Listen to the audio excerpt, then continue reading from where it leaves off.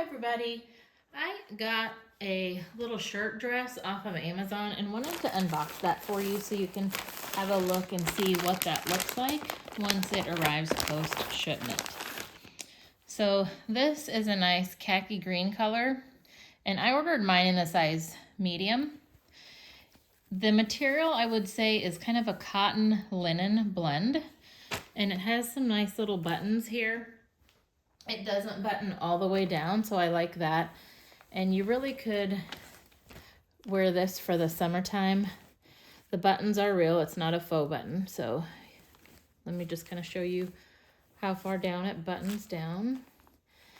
And you can see the sleeve is a nice little cap sleeve.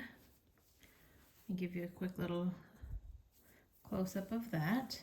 It is, it's sewn on, so it won't come unraveled or anything like that. But I thought this would be a nice summer dress. You can pair it with some sandals and maybe an accent necklace or something like that. Nice, casual. It's a short dress with a, like I say, with the button down, nice little khaki green color, and is a nice fabric that will breathe in the summertime in the heat. So I hope that was helpful. I like to do these to give you an idea of what it looks like once it arrives.